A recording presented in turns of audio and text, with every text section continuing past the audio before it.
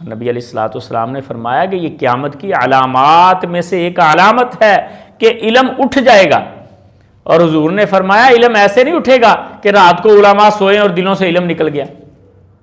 اور صبح ان کو کوئی چیز یاد نہیں، ایسے نہیں ہوگا، بلکہ فرمایا کہ علم اٹھے گا علماء کے اٹھنے کے ساتھ، کہ علماء فوت ہوتے جائیں گے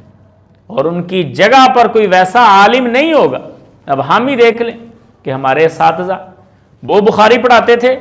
اور علمی اعتبار سے اتنے مضبوط،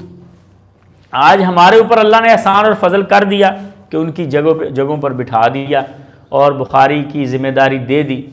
لیکن ہمیں پتہ ہے اس بات کا کہ ان کے علم میں اور ہمارے علم میں زمین آسمان کا فرق ہے۔ یعنی یہ مطلب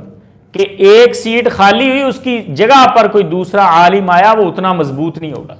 اس کی جگہ خالی ہوئی تیسرا عالم آیا وہ اس سے بھی کمزور ہوگا، آہستہ آہستہ علماء اٹھتے جائیں گے اور علم اٹھتا جائے گا، یہ مطلب ہے اس میں۔ اور یہ قیامت کی نشانیوں میں سے نشانی ہے کہ علماء اٹھ جائیں گے اور جہالت عام ہو جائے گی، علم ختم ہو جائے گا۔